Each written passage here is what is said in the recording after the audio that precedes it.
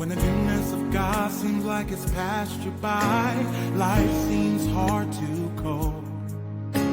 Disappointment, mistakes will come and challenge your faith, and every day will seem like cares have made you feel all alone. With Jesus on your side. Welcome back. So It's Getting Better All the Time Mental Health Outreach, providing information and support while encouraging hope and faith. So you can find out more about us by logging on to our website at www.igbattmho.org. And today I wanted to make sure my camera is looking a little, move over here. I wanted to take a minute to go on what I call my rant, actually. And I label this my rant about getting help. And what prompted me to do this, and by now, if you are in the United States or listening to the news, you may have heard about a gentleman by the name of Jordan Neely. Who's Jordan Neely? Jordan Neely was the young man, the gentleman who was choked to death on the subway train. He was put in a chokehold. Choked to death on a subway train in New York by another rider. Okay, let me read this here. Jordan Neely, 30, died on May 1 when a Marine held him in a chokehold for several minutes after he allegedly started ranting aggressively on the F train. At the time of his death, Jordan was known to New York City police as a troubled drifter who frequently complained of mental illness, telling cops he was schizophrenic and sometimes even suicidal. Evidently, he was an entertainer. He did a lot of impressions on the plane, on the train. I'm sorry. He has an aunt, and I'm reading this from the New York Post. So he has an aunt and he has a nephew. Okay, people close to him acknowledged that he did have a years-long struggle with mental illness. According to them, they said he had it, after the death of his mother. I'm going to read it here. There. Right, okay. So what I want to point out from this article is, I'm not going to read the whole thing. I want to make sure you know who Jordan Neely is. He was a man who was killed in New York City on the subway train after being put in a chokehold. This was a person who evidently, on that day of, he was on the train and he was behaving aggressively, so much so that someone actually, grabbed him and, tried to restrain him by using a chokehold. According to this is someone who was known by the police as a drifter, frequently complaining of mental illness. According to his family, they said he was, because he had family, that he wasn't aggressive and that he had a long year history with mental illness. Okay, and then now many people are outraged, as we should be. But here's my rant with this. A couple of things. It is important that we get people with severe and persistent mental illness help. When we talk about severe and persistent mental illnesses are those illnesses that are so severe that they impact all aspects of an individual's life. Severe and persistent mental illness is a category that's actually defined within the federal government that defines severe persistent mental illness, severe mental illness. And the reason why we define it as severe, sometimes people call it severe mental illness or severe and persistent mental illness, but the reason why we can define it that way is because that's what it is. It's severe, impacts all aspects of an individual's life, and it's persistent. So that's number one. So we knew that this person had a mental illness. But number two, and I'm going to maybe be all over the place with this because as different thoughts come to my mind. So we knew that this person had a mental illness. We knew, first of all, his family knew that, because he had family, according to this, that his family knew that he had a severe and persistent mental illness. Okay? He had come in contact with the police. So evidently there may have been some police records so that they knew. So the guy was on the train. He was approached, or I'm not sure how, when he approached the guy or whatever. He was on the train, behaving aggressively.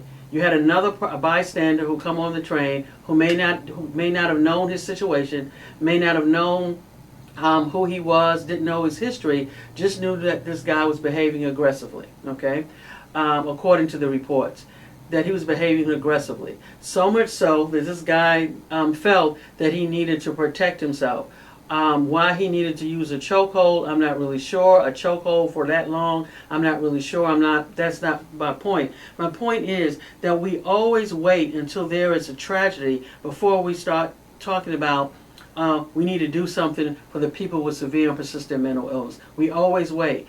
As I said before, we can't wait until situations happen like this, because this gentleman, Mr. Neely, according to his family, he had a mental illness. Everybody knew this. So why was he not in treatment? Okay, or maybe he was. Let me not say that. It didn't sound like it. But why was he not in treatment? Why was he on the train? Why was he, saying that he was hungry, saying that he needed something to eat? Why was he on the train saying this? Why are we not doing more for our brothers and sisters who are living with the symptoms of a severe and persistent mental illness? And before I say that I'm not talking about the government, I'm talking about all of us. Because number one, as family members and friends, what are you doing for your loved one who have a severe and persistent mental illness? See, it's easy to put the blame on the government. It's easy to put the blame on the police. But what are you doing, family members? You live with this person every day. It is your family. It is your friend. It is your loved one. What are you doing, right? That's number one. Number two, and I say this all the time, by the time the police get involved, anytime you have to call the police for a psychiatric emergency, then that is a failure. That is a treatment failure. The police should not have to deal with a psychiatric emergency because there are too many other resources. There are too many other people whose job it is to deal with it. It shouldn't be the police. The police should be the last resort. So the question is, if you have a family member, right, who is living with a severe mental illness, what are you doing? What support are you offering them? What information are you getting? You may say, well, Annette, I don't know what to do. Well, then I'm glad you asked. So one of the things that you want to do, you have a loved one who's living with a severe and persistent mental illness. Number one, you want to remember, we're talking about something that's persistent. So there may be times when the symptoms will be stable, they'll be stable, the symptoms are stable, but then there are times when they fluctuate. So unfortunately, what people do, we're crisis prone. When something is a crisis, then we're all involved. We got to do something. And then when the crisis is over, then we stop. We forget about it, right? So here's the thing. You have your loved one. Your loved one, let's just say ground zero is your loved one is coming home from the hospital, or they just got home from the hospital. What you want to do then is begin to sit down with your loved one while they are on their medications, while they are just coming from the hospital, and begin to talk about a plan. Talk about what happened. Talk about what we will do the next time this happens again. You want to develop let me know, loved one, what are some of your symptoms I should be looking for that will let me know that your symptoms are getting really bad, out of control? How do you feel? What does that look like? All right, should know what medications you're on. I should know who your doctor is. You don't have a doctor, we need to get one. These are things at ground zero you need to begin to pay attention to. You should know who your loved one's psychiatrist is. You want to know where they go, what treatment program. At least once you want to go along with them. You want to go with your loved one. So number one, you're able to sign any paperwork that you need to sign, so that way if there's an emergency or there's a crisis, you can call and can freely talk to them, right? So that's one of the things. These are some things that you want to do. These are just some tips. Number one, you want to accompany your loved one, and I'm repeating myself over again. You want to accompany your loved one to their appointment. You want to ensure that you meet the treatment team, psychiatrist, therapist, case manager. You want to ensure that your name, phone number is up to date, that's in the record. You want to ensure that your loved one has given the clinic authorization to contact you, or authorization for you to talk about their case. You want to make sure that's done. You want to pay attention to your loved one. You don't want to wait before symptoms get out of control. when we're talking about severe and mental illness, psychosis, as I said before, psychosis by its definition, it just means being out of touch with reality. You don't necessarily want to wait until your loved one is psychotic, because it doesn't happen overnight, all right? It doesn't happen just like that when we talk about severe mental illness. Now, drugs sometimes is a little different, but we're talking about severe mental illness like schizophrenia or bipolar. Doesn't happen overnight. You relapse doesn't just happen like that. You see the signs. And the goal is before it gets to that point, you want to kind of stop it before it gets to that point. How do you stop it? By having a conversation. Hey, you want to say to your loved one, hey brother, I noticed these particular symptoms. I noticed you're not sleeping well. I've noticed that you're not eating like you used to. Is everything okay? You want to begin to start to do something here. All right? Let's talk to your doctor. Maybe we need to make some adjustments. So number one, you want to do something. You want to be proactive before the situation gets to the point where you can't. Okay? So number one, you have a loved one. You know the person have a severe and persistent mental illness. My question is, what are you doing? Right? You may have to be the person that advocates for them to get into the hospital if you feel that's what they need. There is this thing about, well, we don't want people to have to be going to the hospital against their will. Would you say that if a person was bleeding to death on the street? Right? If your loved one was bleeding to death, or even if it wasn't your loved one, if you saw someone on the street with their guts hanging out and they were bleeding to death, would you just say, they don't want to go to the hospital, I'm not going to, go against their will? Or would you at least call 911, right, and say, hey, there's a guy on the street that's bleeding? Even if you didn't stop to help, many of you would at least call, I would hope. So why don't you do the same thing for our brothers and sisters who are living with a severe mental illness? At that particular moment, when a person is living with a severe and persistent mental illness and the symptoms have gotten to the point where they're psychotic, they are out of touch with reality. They need help, right? They are bleeding on the street, okay? It's just like you just can't see the blood. You just can't see what's going on. They need help. They need somebody to support them. So that's number one. Number two, if you do have to call the police as a loved one, you do have to get the police involved. But number one, before you try to get the police involved, remember the crisis team. These are things that you want to do on ground zero. Ground zero are the things that you need to do that while things are peaceful, while your loved one is stable, while they're not actively psychotic, they're taking their medications, or you're taking your medications. If you're the person that that's dealing with, diagnosed with schizophrenia or bipolar or some other kind of disorder where psychosis may be one of the symptoms. So while things are peaceful, you want to develop your support plan. Who do you call in the time of trouble? What are your medications? You want to let people know, okay, these are the signs that you should look for. These are the signs that will let you know when I am headed for a relapse.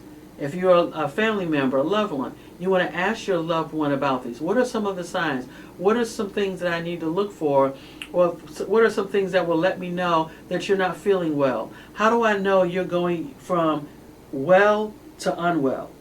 What are some of the symptoms? Some of the symptoms could be an increased sleep and an increased appetite or decreased appetite. It could be different type of thoughts. It could be pacing. It could be increased smoking. It can be increased eating. Whatever it is, it's different for different people. That's why you want to have a conversation with your loved one. You also, again, I'm repeating myself, during ground zero, is make sure you connect with the treatment plan, the treatment team. And I'm talking to loved ones now. You want to know who the treatment team is, who the psychiatrist is, who the therapist is, who the case manager is. You want to ensure that you have you have the right, you sign paperwork to give you the right to ask questions, to answer questions, or to make reports if your loved one is not doing well. That's that. And when you see your loved one becoming unwell, they're not doing well, you want to begin to kind of utilize coping strategies that you talked about at ground zero. Because remember, ground zero, you're asking, what are some of the things that I'm looking for or I should look for that will let me know that you're not doing well or you're starting to become unwell? And when I see these things, what helps, right? So when you see your loved one starting to become unwell, that's the time you want to kind of inquire and have a conversation about coping strategies. How are we doing? Maybe we need to call the doctor? Do we need to, do you need more rest? What do you need from me? You want to have that conversation. If that's not working, that's when you want to pick up the phone, and that's why it's so important to know who your loved one's treatment team is. So you want to pick up the phone and say, hey, this is Sarah, Michael's brother, sister, mother, and this is what I'm noticing. Can we get him in? What should we do? You want to know who that treatment team is, who your loved one's treatment team is, so that you can begin to ask for help. So you can reach out, because the goal is to get them to stop the symptoms from becoming a full-blown relapse, okay? All right, so let's just say that doesn't work. You want to also have the number to the crisis team. All right, in many areas, places have them. Not every place does, okay? So not every place does. But if you do have a crisis team, you want to call the crisis team and say, hey, this is what's going on, and the crisis team will advise you. They may come out. Keep in mind that the crisis team, if it's an emergency or if it's a case of dangerousness, the crisis team, if they come out, they may come out with the police, or they may ask you to call the police, okay? So just keep that in mind, because the crisis team is not made up of, police generally. Many times, though, the crisis team and the police work together. If there's a call, the police, the crisis team know that they can call the police, but many times they may come out together, or if one shows up first, if the crisis team shows up first, they may call the police, okay? But if you do have a crisis team, try to call the crisis team first. All right, let's just say you don't have a crisis team. Let's say you don't have a crisis team, and you didn't pay attention to the relapse sign or the warning signs. Because again, relapse does not happen overnight. Okay, there were warning signs there that no one really paid attention to, or didn't have time to pay attention to, or didn't pay attention to. So now we're in a situation where your loved one is now psychotic, meaning they're out of touch with reality. Now you have to call the police. When you call the police, what you want to do is, number one, do not be really overly excited when you call the police. Because remember, the police don't know your loved one, unless they happen, live down the street or something. But most of the time, the police will not know your loved one. They will be seeing your loved one for the first time. So what you don't want to do is kind of hype it up and kind of make it, run to meet the police and oh my God, he is just off the walls and I don't know what to do and blah, blah, blah. And you just all overly excited and you just going on and on. That automatically is going to put the police on edge. Because remember, they've never met your loved one. If you have to call the police, you want to meet them at the door calmly, right? And explain to them why you called, right? You want to explain to them, hey, this is why I called. Blah, blah, blah, blah, blah. He's not dangerous. He's not taking any medications. But keep in mind, again, when you call the police, you can say all you want that they're not dangerous. You don't know how they're going to respond once they actually see the police, okay? So you want to meet the police calmly and explain to them what's going on. What I usually do, if I meet the police and tell them, hey, this is what's going on, I will walk with the police to the person, and I'll kind of mediate and say, okay, hey, John, this is Officer. Remember, this is Officer Brown. I told you I was going to call the police, so we can kind of get some help for you to kind of get you to the hospital. This, have that conversation, okay, if you can do that. Sometimes you can't. But again, if it's your loved one, my question is, why is it that you expect the police to do more than you can do, right? Why don't you have a conversation? Why was there nothing done between you and your loved one, right? It's your loved one. So people say, are you blaming the victim? No, I'm not not victim, but blaming us. What I'm saying is we need to do more. We need to do better. Some of us need to do better, yes. We need to do better. Because if you're calling the police, I had a situation one time where we had to call the police, and the police showed up, and the police who came was and they're called different things in different states, but they're the police officers who's trained to deal with people who are mentally ill, who have a mental illness, okay? So the police officer came, again, we explained to the police officer what was going on with him. police officer did a great job, as many of them do. They did a great job. But here's the thing. The gentleman wouldn't respond to commands, right? And the command was to take your hands out of your pocket. His grandmother was there with me, and she was, of course, said, no, he's, don't hurt him, he's fine. But again, the police don't know that. And you don't know that either, technically. But the question is, here, he wouldn't respond to commands. So, again, the police had to restrain him, take him down to the ground, put him down on the ground. And she was like screaming, not screaming loud, but, oh, don't do that, this type of thing. He's harmless. Well, when the guy went down to the ground, come to find out, he actually had one of these nails, and it's a name for it, but it's a really, really long nail that he had in his pocket.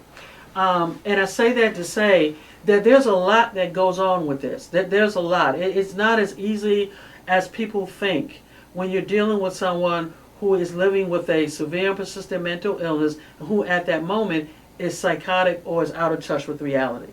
At that particular moment, it's not always as easy as you think. You may know the person, and because you know the person, then there are certain things I would encourage you to do differently. If you know the person, they're not a danger, this is your loved one, then maybe you can persuade the person and get the person to the emergency room. Maybe you don't need to call the police. Right? But keep in mind that if you call the police, even if the police are trained, that there are certain things that they will have to do to keep themselves safe. So you're on the sideline saying, oh, he's homeless. That may be fine, and that sounds good to you, but we don't know how he's going to respond when he or she actually encounters the police or with particular commands. We had another lady. She was an older lady, but was fine. It was not an issue with her. But when the police came, we had to explain to her that the police are going to handcuff you. And people were like, well, this lady's like 80. Why are they handcuffing her? Because, again, yes, she's an older lady. She's calm, very nice, sweet lady. But they're transporting her. Right? You don't know how she's going to respond in the back of the car. Right? Because they have to put her in the back of the car. You don't know how she's going to respond from the office to the car. So there are procedures and things that they have to follow to ensure that everybody is safe. My response to this, again, this is my rant. If you have a problem, you don't like the way things are being done, then you have to ask yourself, why are you even calling the police? Okay? Why are you calling the police? When you call the police, you should have a reason for calling the police. Right? You should call the police as a last resort. If it's your loved one, because again, there are certain things, you live with this person. So there are certain things that I would have hoped that would have been done prior to that, but it wasn't. Now you're in a situation where you have to call the police. The police come out, like I said, you want to meet them calmly, you want to explain to them, you want to kind of be there during the interaction if you can. If you're a loved one, if the police do take your loved one to the emergency room, you want to follow, you want to go along with them, you want to be there at the emergency room as they're talking to the doctor, so you can explain what happened if possible. So there are a lot of things that you can do. So again, going back to the situation with Jordan Neely, it was so many people knew this guy had a mental illness, and I don't see anywhere where it says that he was connected to a meeting, to a mental health clinic. It talked about how his symptoms may have started when his mother was brutally murdered over 10 years ago. And that kind of probably triggered his illness. Many times a person may have, and we talked about this before, the stress reduction theory, where many times a person has symptoms of mental illness, it takes a stressor to kind of trigger it. So there are a lot of different things that you can take from this. But I think whenever we have a crisis, something happens like that, it's real easy to blame. Okay? Ultimately, the person who's at fault for his death is the person who choked him. That's ultimately, right? So I got that, and we're clear about that. But we have to take a look at our responsibility as family members, as loved ones who watch this person with a mental illness struggle every day. 2, the other people who are around him, who see him struggling with mental illness every day and never called or never did anything. the police, okay, who, well, it doesn't say that the police actually, it sounds like they just knew who he was. But the system, because our system is so fragmented, so underfunded, so understaffed, so many things, that it's going to take, that saying, it takes a village to raise a child. It takes a village to kind of manage severe and persistent mental illness. A village of clergy, police, firefighters, first responders, family members, teachers, schools. It takes everybody when we're talking about severe and persistent mental illness, because it's always a fine line that you have to walk between a person being actively psychotic. Well, he's actively psychotic, but is he a danger to him or herself? Because if he's not a danger to him or herself, we don't want to take away the person's rights, right?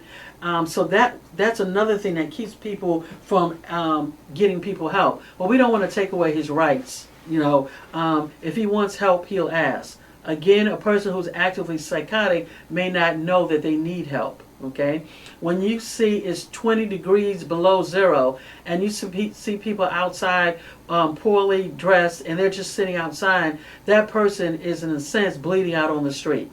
That person needs help. Okay, you don't have to feel bad about calling, or I don't want to call, I don't want to get them in trouble, I don't want to feel like we're taking away their rights. So you would rather for them to die on the street, because when we're talking about severe and persistent mental illness and a person is actively psychotic, at that moment they are not in touch with reality. At that moment, it doesn't mean that they will always be out of touch with reality. That's why treatment, medications, getting support is so important. But if we don't get them treatment, we don't get them support, then they will continue to be psychotic. And with each psychotic episode, their baseline goes lower and lower. So again, we need to not wait until there is a crisis. And the blame here, there are so many people that could have done something differently. There are so many things that could have been done differently before he met that Marine. Who, the gentleman, I don't know if he's retired Marines or whatever, but before he met him, before he lost his life on the subway. Because right now, a lot of people are stressed out. All of us many people are stressed out, right? It doesn't take much, right? So when you have someone that's acting out erratic on the train, everybody who knows him may know that, oh, he just has a mental illness. This is the way he is. But maybe the Marine may have seen him for the first time, didn't know who he was. Maybe he thought he was going to hurt him, or that his life was in danger. Who knows what the Marine was going through at that moment? So we never know, right? And again, I'm not minimizing, because he should not have lost his life. But what I'm saying is, for those of you who are outraged now, it should not have taken this for you to get outraged. You should have already been outraged. You should have been outraged about the fact that we have so many people out on the streets who are not getting help. You should be talking to your local officials. You should have already been doing that about, hey, we need to get help. You should be outraged about the fact that we have so few